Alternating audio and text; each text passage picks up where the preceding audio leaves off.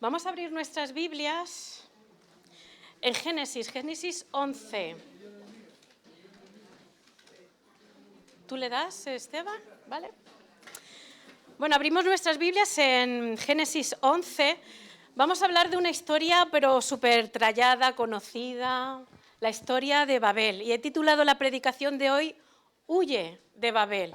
Porque hay veces que el Babel está más cerca de nosotros de lo que nos imaginamos, porque a veces Babel está en nuestro corazón y es de lo que tenemos que huir. Así que esta mañana vamos a dar varios tips, varias señales para huir de Babel, ¿vale? Bueno, vamos a la lectura de la palabra. Génesis 11, a partir del versículo 1, dice así la palabra del Señor. Tenía entonces toda la tierra una sola lengua y unas mismas palabras, y aconteció que cuando salieron del oriente, hallaron una llanura en la tierra de Sinar, y se establecieron allí. Y se dijeron unos a otros, vamos, hagamos ladrillos y cozámoslos con fuego. Y les sirvió el ladrillo en lugar de la piedra y el asfalto en lugar de la mezcla. Y dijeron, vamos, edifiquémonos una ciudad y una torre cuya cúspide llegue al cielo, y hagámonos un nombre, por si fuéramos esparcidos sobre la faz de la tierra. Y descendió el Señor para ver la ciudad y la torre que edificaban los hijos de los hombres, y dijo el Señor, he aquí el pueblo es uno, y todos estos tienen un solo lenguaje, y han comenzado la obra, y nada les hará desistir ahora de lo que han pensado hacer. Ahora pues descendamos y confundamos allí su lengua, para que ninguno entienda el habla de su compañero. Así lo esparció el Señor desde allí sobre la faz de la tierra, y dejaron de edificar la ciudad. Por esto fue llamado el nombre de ella Babel, porque allí confundió el Señor el lenguaje de toda la tierra, y desde allí los esparció sobre la faz de la tierra. Hasta ahí la palabra del Señor. Como he dicho, Babel está más cerca de lo que nos imaginamos, porque Babel está en nuestro corazón. Y fijaros que el Señor dice una palabra muy clara, guarda tu corazón, porque de él mana la vida. Y el huir de Babel es eso, guardar nuestro corazón. Y bueno, esta semana alguien me preguntaba, alguien me decía, ¿por qué nos enfriamos? ¿Por qué nos enfriamos como cristianos? No sé si tenéis alguna respuesta. ¿Por qué nos enfriamos? ¿Por qué no siempre estamos on fire, llenos del Espíritu? Porque hay veces que llegan a nuestras vidas épocas de enfriamiento. Si no has pasado por frío, te voy a decir que vas a pasar por frío, porque la vida del cristiano consiste en eso. Consiste en tiempos donde vas a sentir frío para buscar de Dios y volver otra vez a recuperar el gozo de la salvación. Y sí que es verdad que, mirar, una de las cosas por las que tenemos que preocuparnos es por nuestra salvación, porque está claro que sí, que el enemigo está para ver, no nos va a destruir por completo, pero sí que lo que pretende es que vivamos con esa frialdad, indiferentes, sin esa pasión por el Señor. Y creo que si queremos tener esa pasión por Cristo, vamos a tener que huir de varias cosas que son señales de Babel. Bueno, ¿esto ya está, Esteban? ¿Sí? Bueno, señales de Babel. La primera, va a ser una predicación cortita, pero es muy sencilla, ¿vale? Es para que realmente podamos atesorarlo en nuestros corazones y que podamos, de alguna forma, tener en cuenta que estamos en peligro. El cristiano está en peligro constante y a veces el peligro no está fuera, sino está en el corazón. Así que esta es la Babel de la que yo quiero hablar, ¿vale? Bueno, la primera señal que distingue mucho Babel, que fue la desobediencia. ¿Y por qué la desobediencia? Sabéis que desde que el hombre es creado, el Señor les da un mandamiento universal, que es creced, multiplicaos, llenad la tierra y sojuzgarla, ¿no? Génesis 1, 28, ese es el mandamiento que recibe la humanidad. Y sabéis que cuando entra el pecado, en vez de crecer y multiplicarse y llenar la tierra y sojuzgarla, lo que empieza es a crecer el mal. El pecado hace que se multiplique la maldad. Incluso la tierra se llena de abominación contra Dios. Eso es lo que crecía. En vez de crecer y multiplicarse, llenar la tierra, no, lo que crecía era el mal, porque el pecado había entrado. Y el diluvio, aunque veamos un juicio ahí, es la misericordia de Dios actuando, porque Dios es un Dios de vida, no es de muerte. Y sabéis que Dios les dio en aquella época la posibilidad de entrar en el arca, pero no quisieron entrar. No sé cuánto Noé tardó en construir el arca, creo que son 120 años, o sea que 120 años da para mucho saber de que va a venir un diluvio y que el que no entre pues va a morir. Por eso que Dios es un Dios de vida, no de muerte. Y de verdad, si el Señor se retarda en volver, es porque quiere que muchos vengan al arrepentimiento, ¿de acuerdo? Entonces, el diluvio fue una medida de amor para el ser humano, porque era un volver a empezar. Era, si estos en este momento no estaban cumpliendo el mandamiento universal de crecer, multiplicarse y llenar la tierra y sojuzgarla, después del diluvio sí. Y de hecho, después del diluvio vemos como el Señor vuelve a repetirles este mandamiento. Este está en Génesis 9, 7 y les vuelve a decir lo mismo. Fructificaos, multiplicad, creced y llenad la tierra. Ahí ya no dice sojuzgar porque sabéis que una vez entrado el pecado ya Dios no delega el juicio al mundo, ¿de acuerdo? Cuando la Iglesia sí, la Iglesia con Cristo es ya diferente, ¿de acuerdo?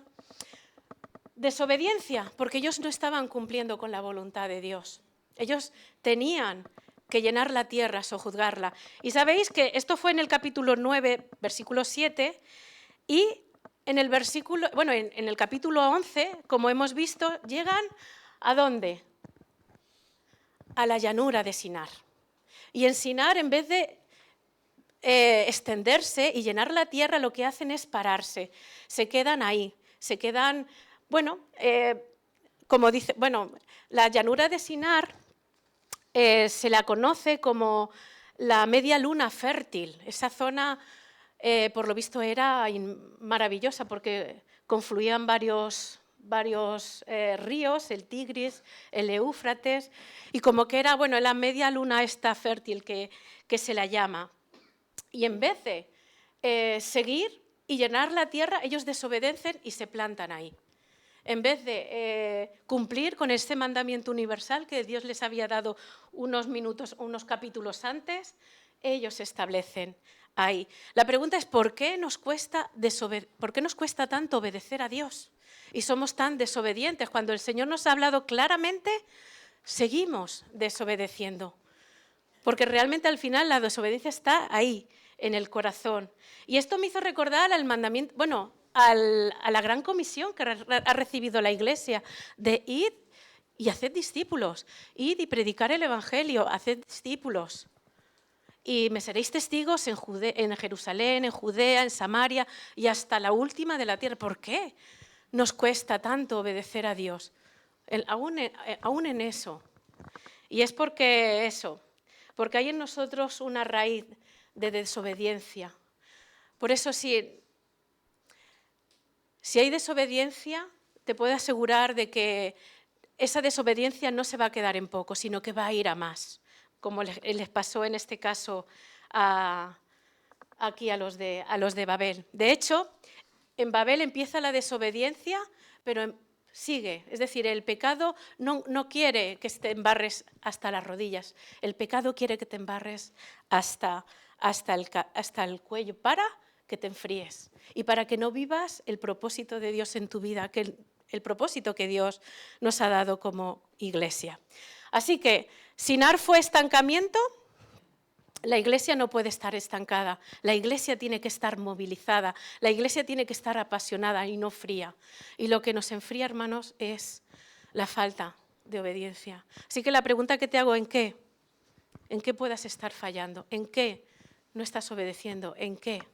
Y yo creo que cada uno seguramente lo sabe. Bueno, segundo, no solamente fueron desobedientes, sino también tuvieron un puntín de egoísmo. De hecho, cuando dice edifiquémonos una ciudad, lo que estaban pretendiendo ellos es hacer la obra para ellos mismos. Ese es el egoísmo, es hacer las cosas que haces, pero para ti mismo. De hecho, el problema no es edificar una ciudad como muchas, porque el propósito era extenderse y edificar ciudades, no. El problema es que ellos querían edificarse una ciudad para ellos mismos.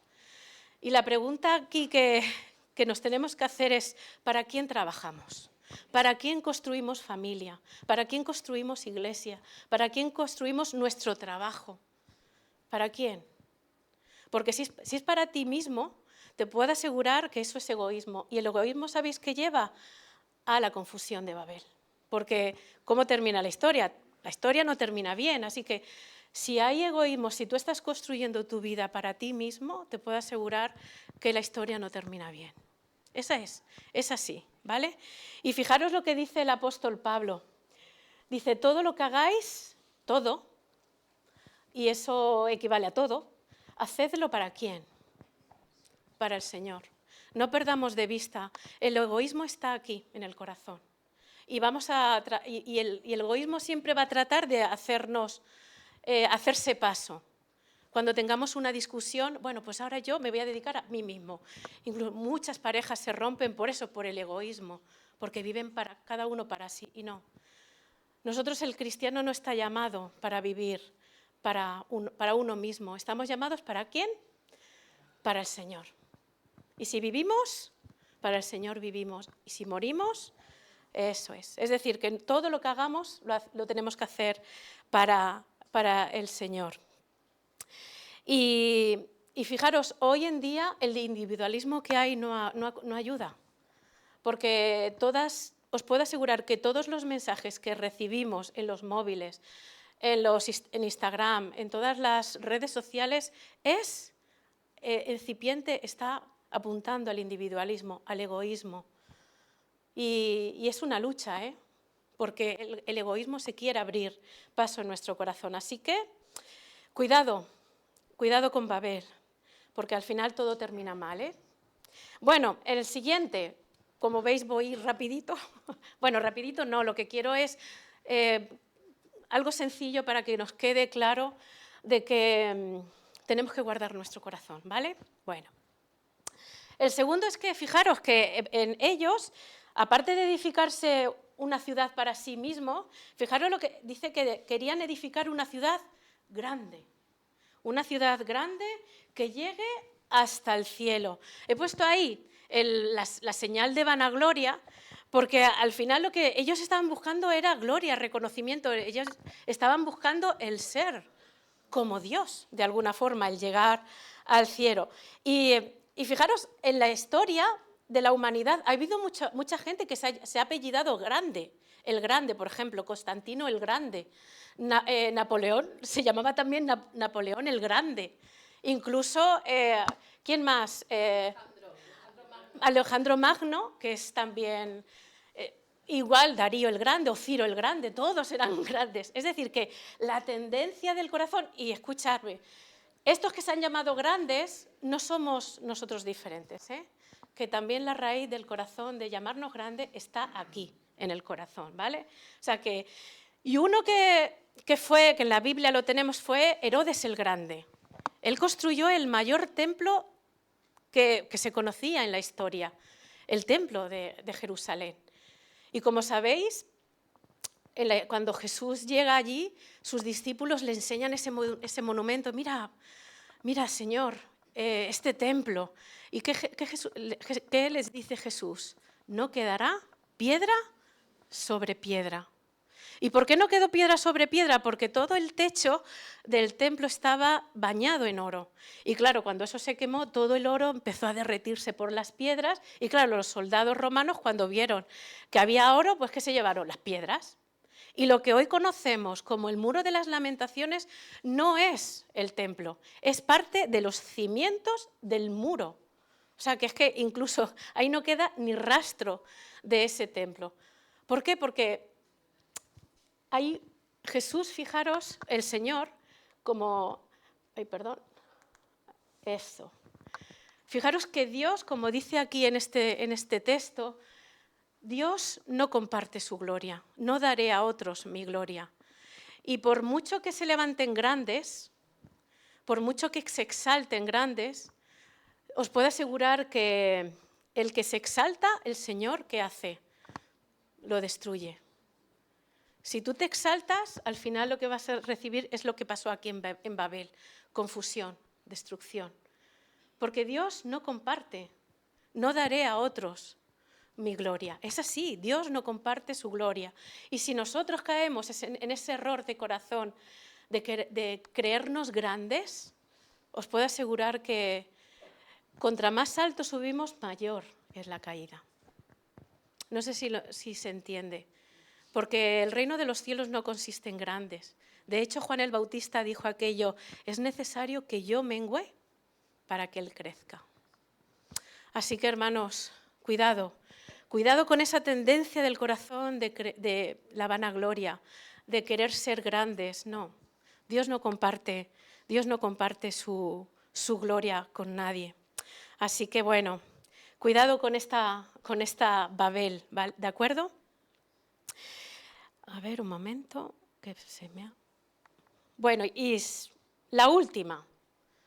Desobediencia, egoísmo, vanagloria y egolatría. Fijaros lo que dijeron aquí estos de Babel. Hagámonos un nombre para no ser esparcidos. Hagámonos un nombre. Sabéis que en la Biblia el nombre daba significado y propósito a la persona. Es decir, por ejemplo, Jacob, cuando nació le pusieron el usurpador porque trató de agarrarse al calcañar a la rodilla o al pie de su hermano y y de hecho él se quedó con la primogenitura. Después el Señor le cambió el nombre, le puso Israel, pero el nombre daba significado. Igual que, por ejemplo, Abraham era padre. Y sin embargo no era padre, imaginaos, pero el Señor le había marcado como padre. Luego un poquito más adelante el Señor le vuelve le renombra y le pone Abraham, que sería padre de multitudes. Es decir, que en la Biblia el significado del nombre, el nombre te daba significado, te daba propósito, era tu identidad. Ahora no, ahora el nombre no nos identifica, lo que nos identifica es la persona, ¿de acuerdo? Lo que somos como persona. Pero aquí ellos lo que querían es hacerse un nombre. Y con esto estaban queriendo decir, nosotros queremos igualarnos a Dios. Por eso que tenían un punto de egolatría, egocentrismo, como queréis llamarlo. Pero todo gira alrededor de mí. Que todo lo que yo haga, pues eso normalmente lo tienen los grandes dictadores de la historia, han sido unos ególatras. Que todo giraba en torno a lo que ellos decían a misa. No, pues eso es las señales de Babel, las señales de las que tenemos que huir. La idolatría a uno mismo es la adoración. Y cuando nosotros nos adoramos a nosotros mismos, créeme que no hay lugar para adorar a Dios. Y de hecho, sabéis que en la Biblia, aparte de que el nombre te diera significado, les diera significado, además el nombre era otorgado. Es decir, primeramente era otorgado por tus padres, el nombre te lo ponían tus padres, pero luego, si era Dios, era el que te cambiaba el nombre. De hecho, en el caso de Pedro, antes se llamaba Simón y el Señor le dijo, ahora te llamarás Pedro, ¿de acuerdo? Igual que Abraham, eres Abraham, pero ahora te llamarás Abraham, padre. Igual que Jacob, que también le cambió el nombre.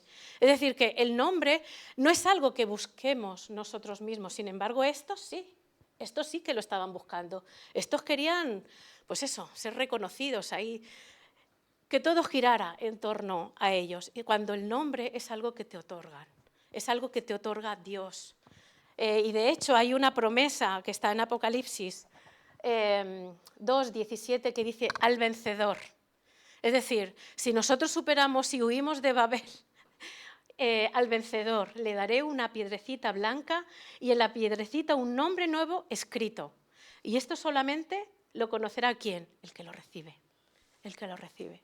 O sea que a nosotros se nos ha dado un nombre que solamente conoce Dios y que recibiremos. Así que eso, cuidado con buscar algo que no nos pertenece. Cuidado con que todo gire alrededor nuestro, eso es egolatría. Y eso es Babel. Ahí está Babel. Y nosotros lo que queremos es huir de Babel. Y Babel terminó trágicamente. ¿Cómo terminaron? Confundidos y esparcidos.